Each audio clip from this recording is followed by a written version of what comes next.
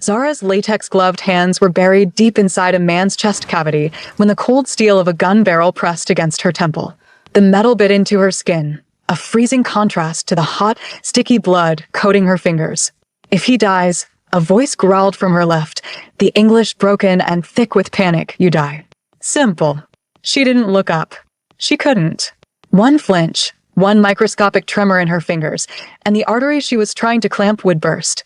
If that happened, the man on the table would be dead before his body even hit the floor. The basement clinic smelled like bleach, rust, and rain. Above them, a storm was hammering against the pavement of Seoul, but down here, the only sound that mattered was the erratic, thumping rhythm of the heart monitor.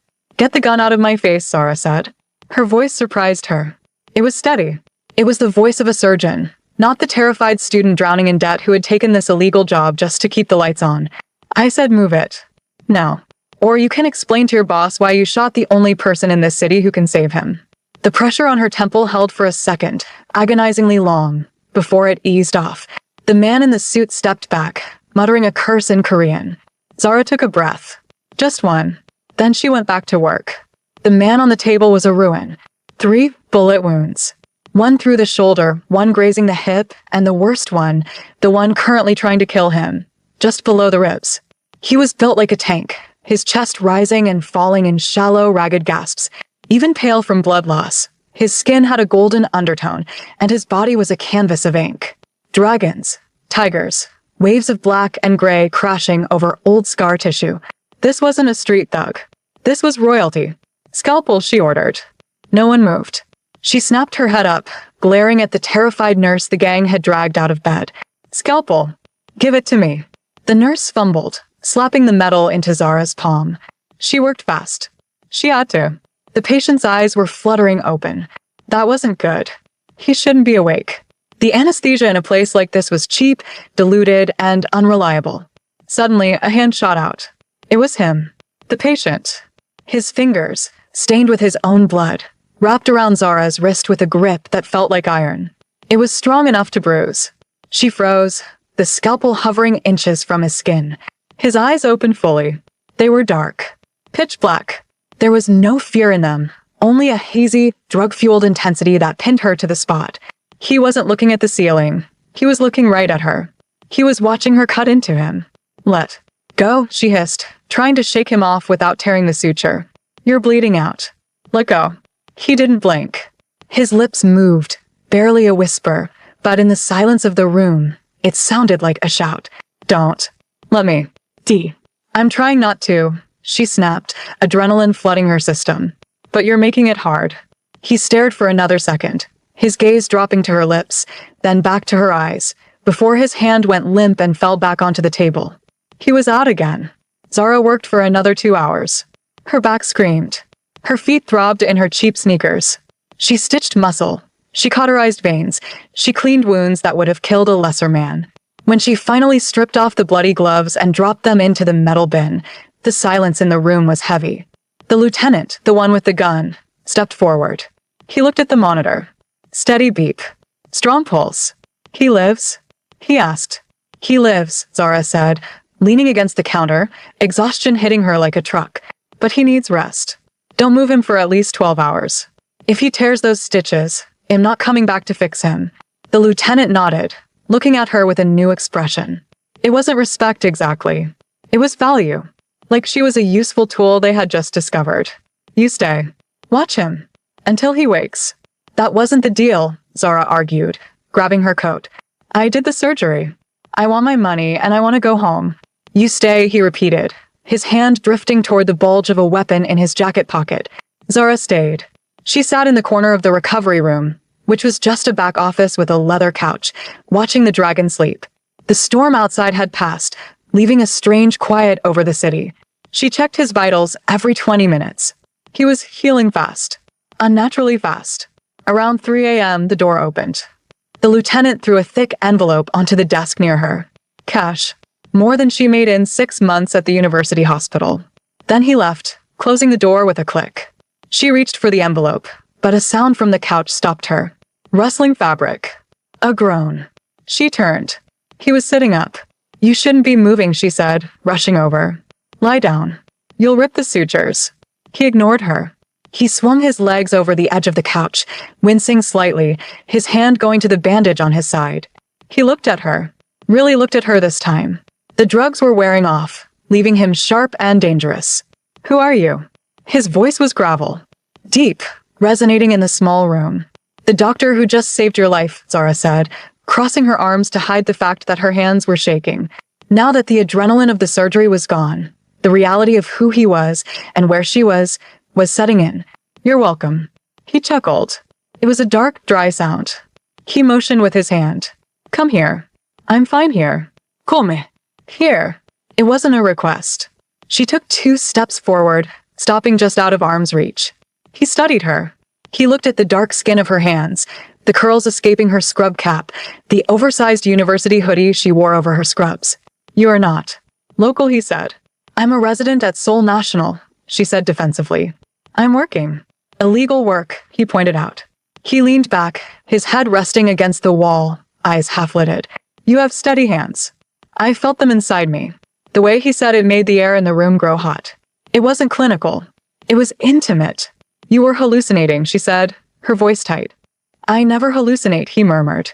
He reached out again, and this time she didn't pull away fast enough. He caught her hand. His skin was burning up, a low-grade fever from the trauma, but his grip was possessive. He pulled her closer. She stumbled, her knees hitting the edge of the couch. They were inches apart. She could smell the antiseptic soap she had used on him, mixed with the expensive cologne that clung to his torn shirt and the metallic scent of danger. Why did you save me? He asked softly. His thumb traced the pulse point on her wrist. He must have felt it hammering like a trapped bird. It's my job, she whispered. No, he shook his head. Down here. In the gutter. Nobody does their job. They do what they are paid to do. Or what they are forced to do. You. He tugged her down until their faces were level. You fought for me. I heard you yelling at my men. They were going to let you die. And you decided I was worth saving? I took an oath, she said, trying to sound professional. But her breath hitched as his hand moved up her arm, resting on the back of her neck. His fingers tangled in the small hairs at the nape of her neck. I don't care about your oath, he said. His eyes dropped to her lips. You saved the devil tonight, doctor. You know what that means? What? It means the devil owes you. He kissed her. It wasn't gentle. It tasted like violence and desperation in life. It was the kind of kiss that happens when 2 people have just brushed against death and need to prove they are still alive. She should have pushed him away. She should have slapped him, grabbed her money, and ran out the door. She was a good girl. She went to church on Sundays. She studied 18 hours a day. She didn't kiss gangsters in basement clinics. But she didn't push him away. Maybe it was the exhaustion. Maybe it was the adrenaline crash. Maybe it was the way he touched her, like she was something fragile and precious, even while he was devouring her. She melted into him. The night blurred. It was messy and heated and frantic. He moved with a hunger that terrified her, yet he was careful of his own wounds, and surprisingly, careful with her. He didn't ask if it was her first time. He didn't ask anything. He just took. And God help her, she gave. When she woke up, the room was cold. She sat up, clutching the thin blanket to her chest. The leather couch was empty. Hello? She called out. Silence. She looked around. The door was unlocked. The medical equipment was packed away. On the small metal table where her bag sat, there was the envelope of cash, and next to it a single business card. Purely black, with a golden dragon emblem embossed on it. No name. No number. A wave of nausea washed over her that had nothing to do with illness. Shame burned hot and prickly on her skin. She looked at the blood-stained bandages in the trash bin. She looked at the money. He was gone. He treated it like a transaction. She saved him, they did that. And he paid her. Stupid, she whispered to herself, tears pricking her eyes. So stupid, Zara. She grabbed the money. Because she needed it, she desperately needed it for tuition, and she ran. She ran out of that clinic into the early morning drizzle of Itaewon, and she didn't look back. She scrubbed her skin raw in the shower for an hour, trying to wash the scent of him off her. She told herself it was a one-time thing. A mistake born of trauma. She would never see him again.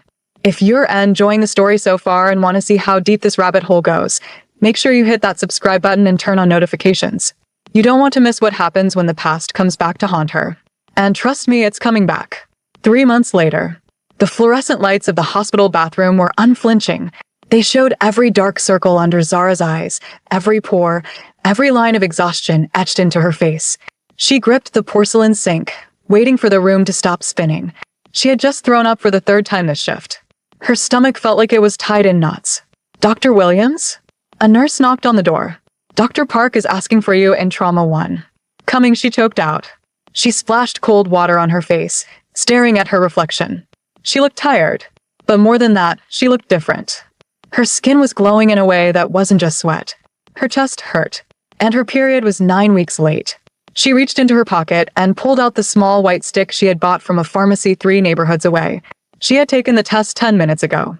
She hadn't looked at it yet. She was too scared. She took a deep breath, squeezed her eyes shut, and flipped it over. 2 pink lines. The world dropped out from under her. She slumped against the tiled wall, sliding down until she hit the floor. Pregnant. She was a resident on a visa. She was barely making rent. She had no family in Korea. And the father. The father was a ghost. A criminal.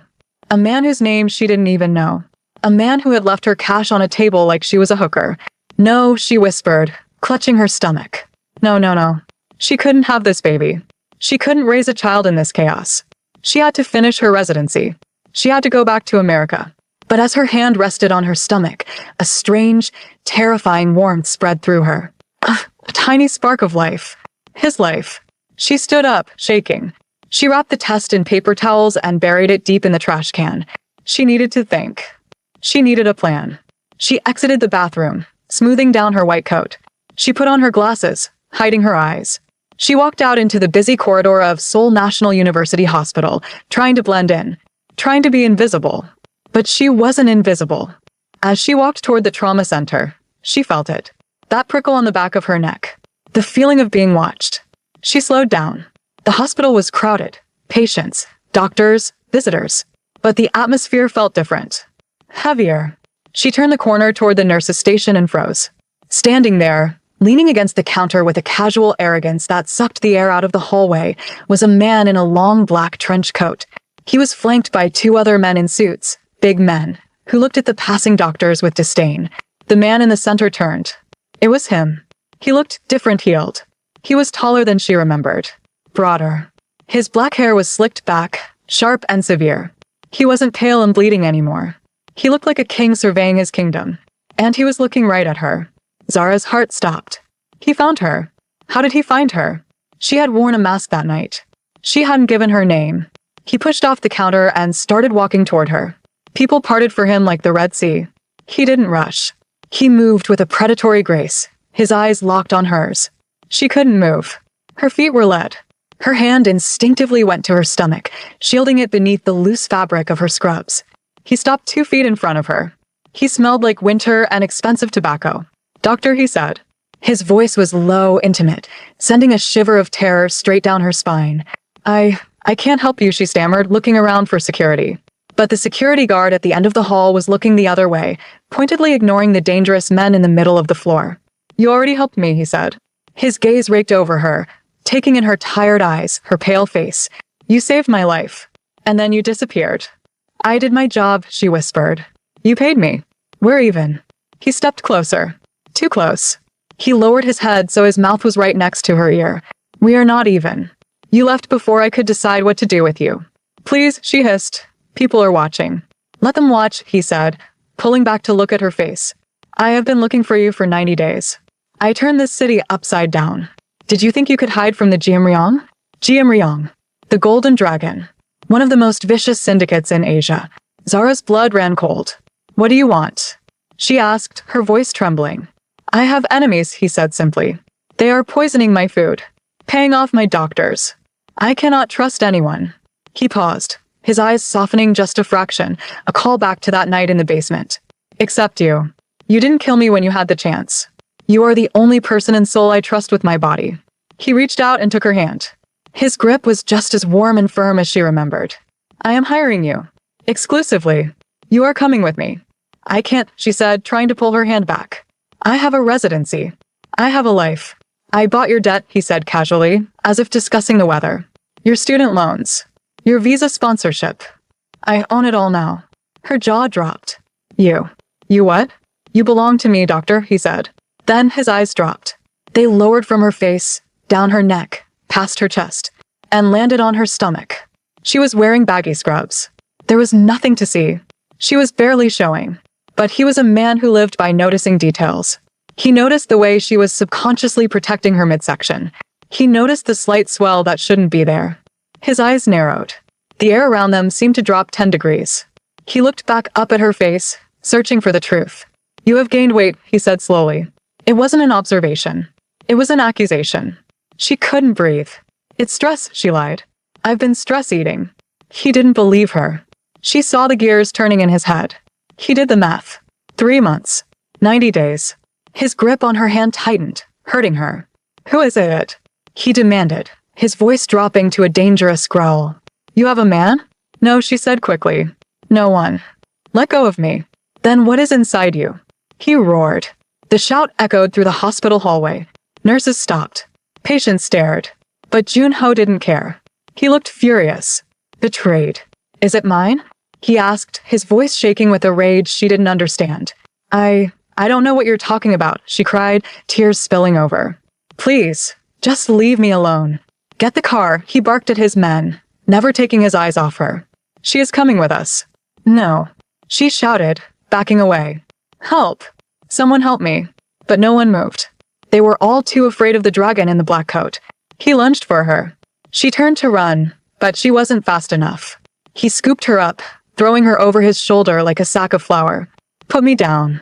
She screamed, pounding on his back. "You can't do this. This is kidnapping." "This is protection," he growled, marching toward the exit. "If that is my heir you are trying to hide, you are never leaving my sight again." Zara watched the hospital doors get closer, realizing with terrifying clarity that her life as Zara Williams, ordinary student, was over. She was entering the dragon's den, and she was carrying the one thing that could either save her or get her killed. Comment below, what would you do in Zara's shoes? Would you tell him the truth right there in the hallway, or would you keep denying it? Let me know in the comments. The drive to the estate was suffocating. The windows of the black armored SUV were tinted so dark that the vibrant afternoon sun of Seoul was reduced to a bruised, purple twilight. Zara sat pressed against the furthest door, her knees pulled to her chest, trembling not from cold, but from a terror that went bone deep. Junho sat on the other side of the leather bench seat. He hadn't said a word since he threw her into the car. He didn't need to. The air around him crackled with a violence that was barely contained. He was staring straight ahead, his jaw clenched so tight a muscle feathered in his cheek. His hand, the one with the heavy gold signet ring, rested on his knee, tapping a slow, rhythmic beat that sounded like a countdown. Zara risked a glance at him. Up close, without the chaos of the hospital hallway, he was even more terrifying. He was beautiful, in a way a natural disaster is beautiful. Sharp cheekbones, heavy brows, and a mouth that looked like it had forgotten how to smile. But it was the energy rolling off him that choked her, a mix of betrayal and possessive rage. "Where are you taking me?" she whispered, her voice barely audible over the hum of the engine. He didn't look at her. "Home. I have a home," she said, trying to summon a scrap of bravery. "I have a shift. If I don't go back, they'll call the police." Junho finally turned. His eyes were cold, dead things. "I own the police, doctor. And as of 10 minutes ago, I own the hospital board. No one is coming for you. You ceased to exist the moment you stepped into this car." Tears pricked her eyes again, hot and frustrating. She hated crying. She had survived medical school on instant noodles and 3 hours of sleep.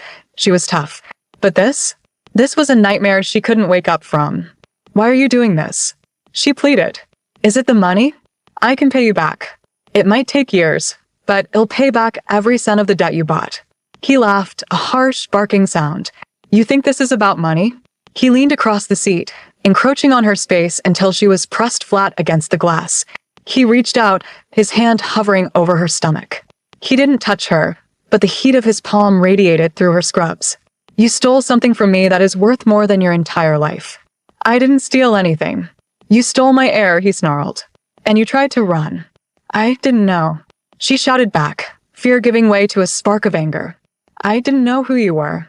I didn't ask for any of this. You're the one who dragged me into a basement and then. She couldn't finish the sentence. The memory of that night, the heat, the way her body had betrayed her logic, was too shameful. The car slowed, turning onto a private road that wound up the side of a mountain overlooking the city. Gates made of wrought iron and steel swung open. They passed guards with assault rifles slung over their chests. This wasn't a house. It was a fortress. The car stopped in front of a sprawling modern mansion made of glass and black stone. Before the driver could even open the door, Junho was out. He came around to her side, ripping the door open. Out, he commanded. Zara hesitated. He reached in, grabbing her wrist, not painfully, but firmly, and pulled her out. He didn't drag her this time. He guided her, his hand moving to the small of her back. It felt like a brand.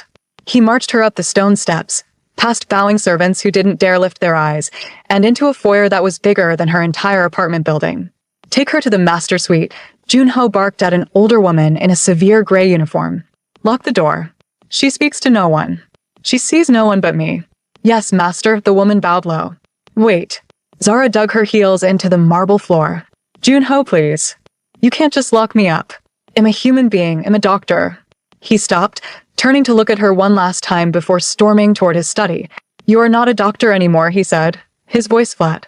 Now, you are just the vessel carrying my blood. Do not test me, Zara. For the child's sake, do not make me be the monster you think I am. He walked away. The heavy wooden doors of his office slammed shut, echoing through the silent house like a gunshot. Zara was led up a floating staircase, down a long corridor lined with priceless art she couldn't focus on, and pushed into a room at the end of the hall. The door clicked shut. She heard the distinct, mechanical slide of a heavy lock engaging. She was trapped. She rushed to the door, pounding on it with her fists. Let me out. You can't do this. Help. Silence. She slumped against the wood, sliding to the floor. She wrapped her arms around her knees and finally, fully, broke down. She cried for her lost career. She cried for the freedom she had fought so hard for as an immigrant student. And she cried for the baby growing inside her, a baby already born into a cage. Hours passed. The sun set, casting long, bloody shadows across the room. Zara finally stood up and looked around. The room was obscene in its luxury. A king-size bed with silk sheets, a balcony overlooking the glittering skyline of Seoul, a bathroom with a tub carved from a single piece of stone. It was a golden cage, but a cage nonetheless. She walked to the balcony doors. Locked. Reinforced glass. She was in a high-rise fortress. There was no way down. Around midnight, the lock on the bedroom door clicked. Zara scrambled back, grabbing a heavy crystal vase from the bedside table. She held it like a club, her breathing ragged. The door opened. Junho walked in. He had changed. The trench coat was gone. He was wearing black dress trousers and a white dress shirt, the top buttons undone, sleeves rolled up to reveal the tattoos winding down his forearms. He held a glass of amber liquid in one hand. He looked exhausted, the rage from earlier simmering down into a cold, hard resolve. He saw the vase in her hand. He didn't even flinch. He just closed the door behind him and locked it again. Put it down, he said calmly, walking toward the small sitting area by the window. You have terrible form. You would break your own wrist before you hurt me. Stay back, Zara warned, her voice shaking. I know anatomy. I know where the carotid artery is. I will hurt you if you touch me. Junho stopped. He looked at her, really looked at her with an expression she couldn't read. It was almost amused? No, not amused. Impressed. You have fire, he murmured, taking a sip of his drink. Good. The child will need fire to survive in this family. This isn't a family, she spat. This is a prison. It is a sanctuary, he corrected. Out there, you are vulnerable. Here, you are untouchable. I was fine before you showed up. Were you? He set the glass down and took a step toward her. You were starving, Zara. I saw your bank records. You were skipping meals to pay tuition. You were working in a sewer of a clinic to make ends meet. Is that safety? It was freedom. She yelled. It was my life. He lunged. It was so fast she gasped. He grabbed the wrist holding the vase and twisted it effortlessly. The crystal crashed to the carpet with a dull thud. He spun her around, pinning her back against the wall, his body pressing into hers. It was a pathetic life, he growled into her ear. And now it is over. Get off me. She struggled, pushing against his chest. Tell me, he demanded, his voice dropping to a whisper that vibrated through her ribs. Did you enjoy it? Playing the innocent student by day and the gangster's whore by night? Is that how you got pregnant? Did you sleep with the next man who walked into that clinic? Or the one after that? The accusation hit her harder than a physical blow. The air left her lungs. He thought. He thought she was a pro. He thought the night they shared was just one of many. He thought she was cheap. Something inside Zara snapped. The fear evaporated, replaced by a white-hot indignation. She stopped struggling. She went rigid. She looked up, meeting his black eyes with a glare that could cut glass. I was a virgin. The words hung in the air between them, heavy and suffocating. Junho froze. His hand, which had been gripping her shoulder, went slack. He blinked, the cruel sneer faltering for the first time. What? I was a virgin, Zara repeated, her voice trembling with the weight of the confession. Tears spilled over her cheeks, but she didn't wipe them away. That night, in the clinic, you were the first. The only. Junho stared at her. He searched her face, looking for the lie. He looked for the deception he was so used to finding in his world. But all he saw was raw, bleeding honesty. He stepped back as if he had been burned. You are lying, he whispered, but there was no conviction in his voice. I wish I was, she sobbed, sliding down the wall as her legs gave out. I saved myself for years. I wanted it to mean something. I wanted it to be with someone who loved me. Instead, I got a bleeding gangster who paid me and left. She looked up at him, her eyes filled with hate. You ruined me, Junho. You took the only thing I had left to give, and you treated it like a transaction. And now you dare to call me a whore? The silence in the room was deafening. Junho stood frozen in the center of the room. His world was tilting on its axis. In the Jiamryong, women were commodities. Innocence was a myth. He had assumed. He had been so sure. He looked at his hands, the hands that had touched her so roughly that night, the hands that had just pinned her against the wall. He had taken a virgin, a woman who had saved his life, and he had left her alone, pregnant and terrified. A look of absolute horror crossed his face. It was followed quickly by something darker, something heavier. Guilt. And beneath the guilt, a terrifying realization of ownership. If he was her first, if he was the only one, then she belonged to him in a way that went beyond debt or power. In his twisted, archaic code of honor, he was now responsible for her soul. He dropped to his knees in front of her. Zara flinched, curling into a ball. Don't touch me. He hovered his hands over her, unsure of what to do. The ruthlessness was gone, replaced by a frantic, awkward hesitation. Zara, he said, his voice unrecognizable. It was soft. Broken. Why didn't you tell me? Because you didn't ask. She cried. You didn't care. He swallowed hard. He reached out, very slowly, and touched her knee. When she didn't kick him away, he slid his hand up to her arm. I didn't know. It doesn't matter, she wept into her knees. Just let me go. No. The word was instant. Automatic. He moved closer, invading her space again, but this time the aggression was gone. He wrapped his arms around her stiff body, pulling her into his chest. She resisted, pushing at him, but he was like a stone statue. He buried his face in her neck, breathing in her scent. No, he repeated, his voice vibrating against her skin. I can never let you go now. You are mine. Completely. I was the first, and I will be the last. That's not romantic. She screamed, hitting his chest. That's sick. It is the truth, he murmured, tightening his grip. He wasn't listening to her protests anymore. His mind was rewriting his entire reality. The baby wasn't just an heir anymore. It was a miracle. And Zara wasn't just a vessel. She was a sacred thing he had desecrated, and now he had to spend the rest of his life guarding her to make up for it. I will kill anyone who looks at you, he vowed against her hair, the obsession taking root deep in his blackened heart. I will burn the city before I let you cry again. I'm crying because of you. I know, he said soothingly, rocking her slightly as if she were already the child. I know. I will fix it. I will give you everything. You want the moon? I will buy it. You want the hospital? It is yours. But you stay here, with me, where you are safe. Zara realized with a sinking heart that the truth hadn't set her free. It had just locked the door tighter. Before, he wanted the baby. Now, he wanted her. And a man like Junho didn't know how to love. He only knew how to possess. Before we continue to the next twist in this dark tale, if you're hooked on this story, please take a second to like this video. It helps us create more stories like this for you. And tell me in the comments, do you think Junho deserves a chance at redemption, or is he too far gone? The next morning, Zara woke up to the smell of food.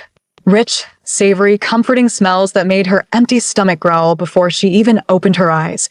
For a split second, she thought she was back in her cramped apartment. Then she felt the silk sheets. She saw the vaulted ceiling. And she remembered. She shot up in bed. The bedroom door was open.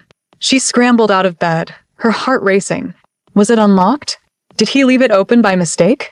She ran to the doorway and stopped dead. Junho was sitting in a chair right outside the door in the hallway. He was dressed in a fresh suit, crisp and sharp, reading a tablet. A tray of food sat on a small table next to him. Steaming rice, grilled fish, seaweed soup, and was that scrambled eggs and bacon? A weird mix of traditional Korean breakfast and Western comfort food. He looked up as she appeared. His eyes were tired, red-rimmed. He hadn't slept. He had been guarding her door all night. "Good morning," he said. His voice was calm, but his eyes tracked her every movement. "You sat there all night?" she asked, bewildered. "I told you," he said, standing up and picking up the tray. "I trust no one. If you need anything, you ask me. Only me." He walked past her into the bedroom, setting the tray on the bed. "Eat. The baby needs nutrients. The doctor said you are anemic." "Which doctor?" Zara asked, eyeing the food suspiciously. "I haven't seen a doctor." "I read your file," he said, pouring a glass of water. "I read every chart, every blood test from your checkups at the hospital. I know everything now." He turned to her, holding out the glass of water. "Sit. Eat." Zara didn't move. "I'm not hungry." "Zara," he warned, his tone dipping into that dangerous register again. "Do not fight me on this. Starve yourself if you want to be stubborn, but you will not starve my child." She glared at him, but her stomach betrayed her with a loud rumble. Defeated, she walked over and sat on the edge of the bed. She took the water. "Good," he said, watching her drink. He looked satisfied, like a predator watching its pet eat. "So what happens now?" she asked, putting the glass down. "I just sit here for 6 months until I give birth? And then what? You take the baby and throw me out?" Junho went still. He walked over to the window, looking out at the sprawling estate grounds. "No," he said quietly. "You do not leave. Not ever. That's kidnapping, Junho. You can't keep me here forever." He turned, and the look in his eyes chilled her to the bone. It wasn't anger. It was a calm, terrifying certainty. "You are my family now," he said. "You think you can just walk away? After what I took from you? No. You are the mother of the dragon's heir. You are the only woman who has ever." He stopped, looking away. "You stay. We will be a family. I will learn to be. Whatever it is you need." "I need my freedom," she shot back. "Ask for something else," he said instantly. "I want to work. I'm a doctor. I can't just sit here." He considered this. He looked at her hands, those steady, capable hands that had saved his life. "Fine," he said. Zara blinked. "Fine. I can go back to the hospital?" "No," he scoffed. "The hospital is full of men. Germs. Enemies. You will not step foot in that place." "Then how?" "I will bring the hospital to you," he declared. "There is a guest wing in the East Building. I will have it gutted. I will buy the best equipment in Korea. You can have your clinic, Zara. You can treat patients. But only women. And only under my guard." Zara stared at him. He was insane. He was actually insane. He thought he could just build a hospital in his house to keep her happy? "You're crazy," she whispered. "I am a man who protects what is his," he corrected. He walked to the door, pausing with his hand on the frame. "Eat. Then get dressed. The tailor is coming at noon." "The tailor?" "Your clothes." He gestured to her rumpled scrubs. "They are offensive. You are the mistress of this house now. You will dress like a queen." He walked out, leaving the door open this time. But as Zara looked into the hallway, she saw 2 massive guards stepping into view, blocking the exit. The cage had just gotten bigger, and a lot more expensive. But the bars were stronger than ever. How do you feel about Junho's reaction? Is he trying to be good in his own twisted way, or is he just controlling? Let's discuss in the comments below. The weeks bled into months, turning the sprawling fortress of the Jiamryong estate into a strange, suspended reality for Zara. The seasons changed outside the reinforced glass windows, from the lush green of late summer to the fiery red of Korean autumn. But inside, time was measured only by the growing curve of her belly and the terrifying, silent intensity of the man who watched her every move. Junho kept his word. He was a monster, yes, but he was a monster of his word. The east wing of the estate had been gutted and rebuilt in record time. What used to be a ballroom was now a state-of-the-art medical clinic that rivaled the VIP suites at Seoul National. It smelled of antiseptic and fresh paint. It had an ultrasound machine that cost more than Zara's childhood home, rows of gleaming surgical tools, and a pharmacy stocked with everything from prenatal vitamins to morphine. But it was empty. Zara stood in the center of her private kingdom, running her hand over the cold steel of an examination table. She was 6 months pregnant now. Her movements were slower, her back ached constantly, and the custom-made maternity dresses Junho forced her to wear, silks and cashmeres in deep jewel tones, felt heavy against her skin. The door swished open. Zara didn't turn. She knew the sound of those footsteps. Heavy, deliberate, possessive.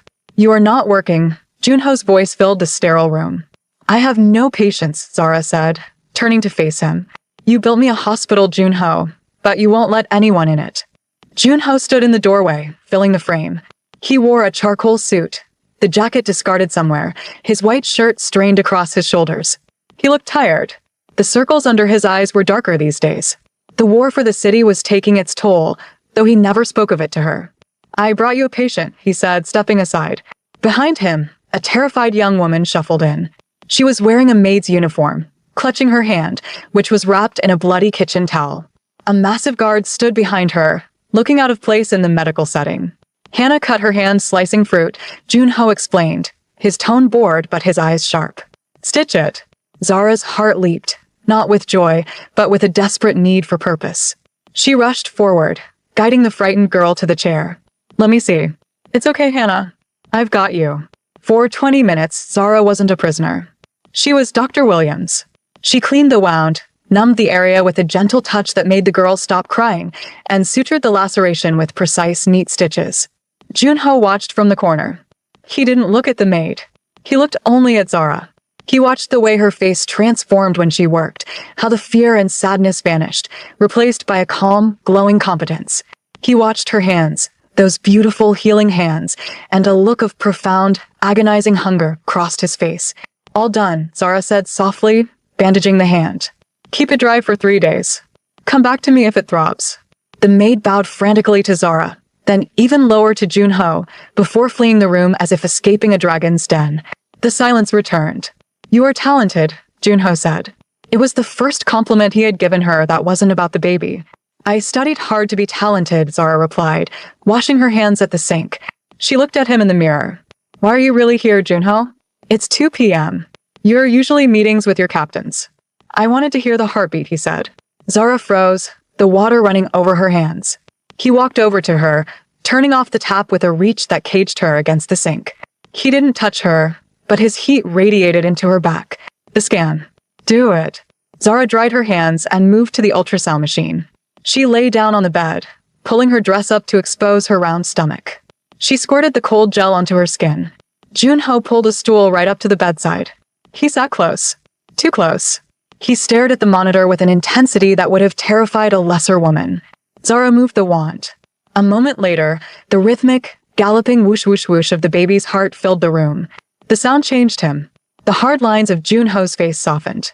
The ruthless Mafia dawn vanished, replaced by a man witnessing a miracle he didn't believe he deserved. He reached out, his hand trembling slightly, and touched the screen, tracing the ghostly black and white outline of the fetus. "Strong," he whispered. "Like iron." "He kicks," Zara said quietly. The anger she held onto like a shield slipped, just for a moment. It was hard to hate him when he looked at their child like that. "He kicks all night. He doesn't let me sleep." Junho looked from the screen to her stomach. "May I?" he asked. He actually asked. Zara hesitated, then nodded. Junho placed his large, calloused hand on her bare skin. His palm was hot. He waited. A few seconds passed, and then thump. A strong kick right against his palm. Junho gasped. A genuine, shocked sound. His eyes snapped to hers, wide with wonder. "He knows me." "He doesn't know you," Zara said, trying to keep her voice firm but failing. "He just reacts to the heat." "No," Junho insisted, a small, rare smile touching his lips. It made him look 10 years younger. "He knows his father. He knows who protects him." He leaned in, his face inches from her stomach. He murmured something in Korean, too low for her to catch, but the tone was a vow. A promise of blood and fire to keep this little life safe. Then he looked up at Zara. Their faces were so close she could see the gold flecks in his dark irises. The air in the room grew heavy, charged with that same volatile electricity that had started this whole mess in the basement clinic. He leaned in. Zara's breath hitched. She didn't pull away. She should have. She should have screamed. But the isolation, the hormones, the confusing, twisted intimacy of their situation held her paralyzed. His lips brushed her forehead. It wasn't a kiss of passion. It was a kiss of reverence. Thank you, he breathed against her skin. For keeping him safe. He pulled back before she could respond, the mask of the dawn sliding back into place. I have to leave tonight. Business in Incheon. I will be gone for 2 days. Panic flared in Zara's chest. She hated him, but she had come to realize a terrifying truth. In this house, he was the only thing standing between her and the wolves. You're leaving? I have to. There are unrests. Rivals who think I have gone soft because I haven't been seen in the clubs. He stood up, adjusting his cuffs. I have doubled the guard. Lieutenant Min will be outside your door. He is my right hand. He would die before letting anyone touch you. Junho, she called out as he reached the door. He stopped, turning back. Be careful, she whispered. The words tasted like ash, but they were true. If he died, she and the baby were as good as dead. He stared at her, a flicker of emotion crossing his face. Surprise. Maybe hope? He nodded once, sharply, and then he was gone. The estate felt different when he wasn't there. Without Junho's suffocating presence, the silence wasn't peaceful. It was predatory. Zara couldn't sleep. She paced her bedroom. She reorganized the nursery for the 100th time. Outside, the storm season was beginning again. Thunder rattled the reinforced glass. By the second night, the feeling of dread was so heavy Zara could taste it. She sat in the clinic, reading a medical journal, trying to distract herself. The lights flickered. Zara looked up. The power in the estate never flickered. Junho had backup generators for his backup generators. They flickered again. Then, with a definitive clunk, the clinic plunged into darkness. Hello? Zara called out, standing up. Min. Is that the storm? The emergency red lights hummed to life, bathing the room in a sinister, bloody glow. Silence. No answer from the hallway. Zara walked to the door. Lieutenant Min? She opened the door. The hallway was empty. The 2 massive guards who usually stood there like statues were gone. There was no sign of a struggle. No bodies. Just emptiness. A cold chill that had nothing to do with the air conditioning swept over her. Junho had said Min would die before leaving his post. If Min wasn't there, it meant he hadn't died. It meant he had left. Betrayal. Zara realized it with a surgeon's clarity. The rival gangs didn't need to storm the gates. They just needed someone on the inside to open them. And Junho was in Incheon 2 hours away. Click. The sound came from the end of the corridor. The sound of a service elevator opening. Heavy boots on marble. Not the rhythmic, disciplined walk of Junho's men. This was a shuffle. A pack. Zara slammed the clinic door shut and locked it. It was a heavy medical-grade door, but it wouldn't hold a battering ram. She backed away, her hands flying to her stomach. She needed a weapon. She scanned the room. The ultrasound machine? Too heavy. The 4-pole? Too light. Her eyes landed on the surgical tray she had used for Hannah earlier. Scalpels. She grabbed a number 10 scalpel, her fingers wrapping around the cold steel handle.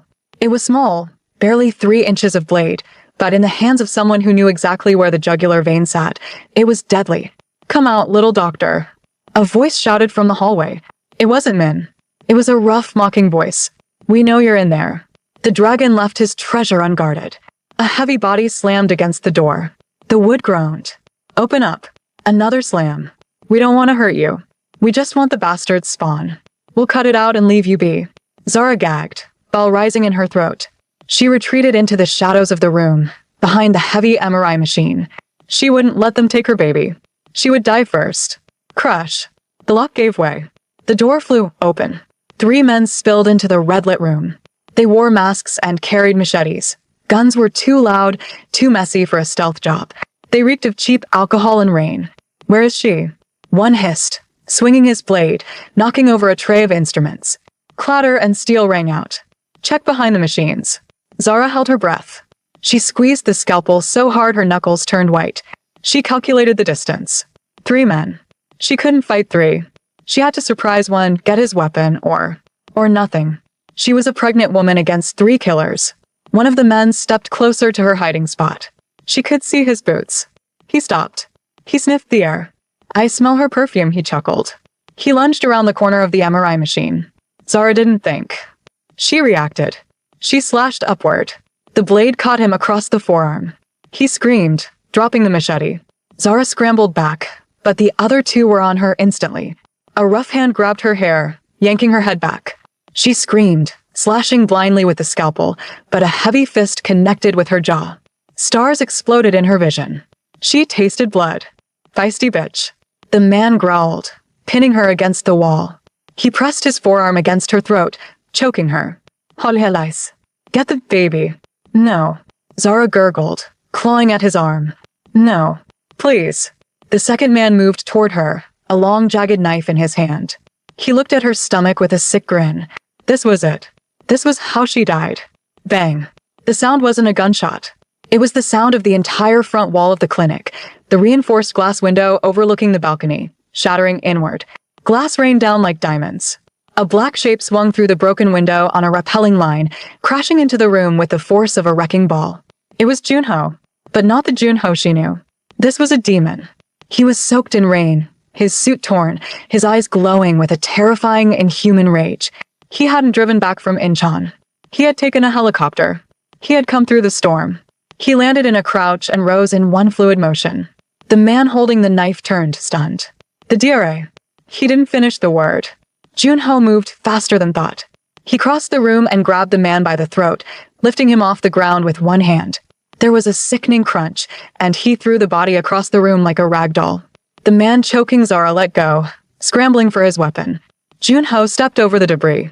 He didn't even look at the attacker. He just swung his arm, a brutal, backhanded strike holding a gun he hadn't fired yet. The metal pistol whipped across the man's face, shattering bone. The man dropped. Junho stood amidst the carnage, chest heaving. He looked wild, terrifying. He scanned the room until his eyes landed on Zara. She was slumped against the wall, clutching her stomach, the bloody scalpel still in her hand. Her lip was split.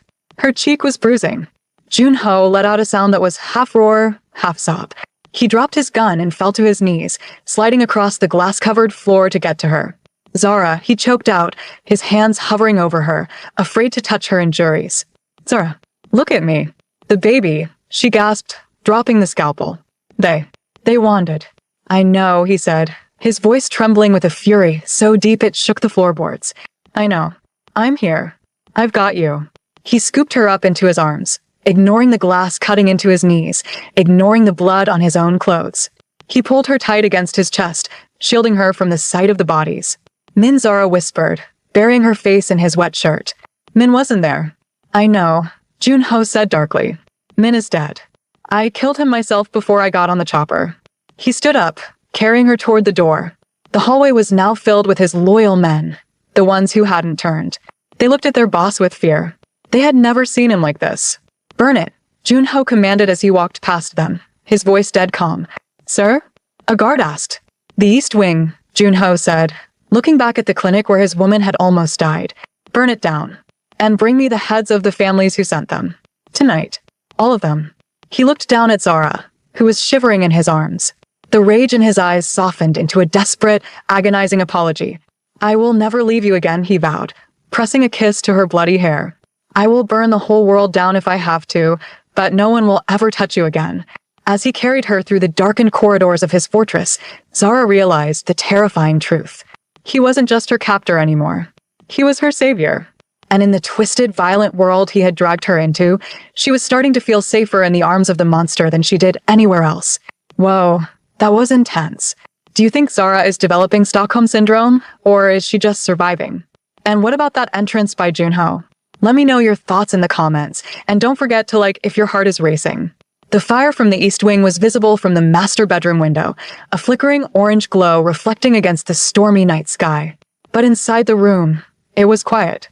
Junho had refused to let anyone else touch her. He had dismissed the nurses, the maids, everyone. He had carried Zara into the bathroom himself, setting her down on the marble vanity. His hands, usually so steady, shook as he wet a soft cloth with warm water. Does it hurt?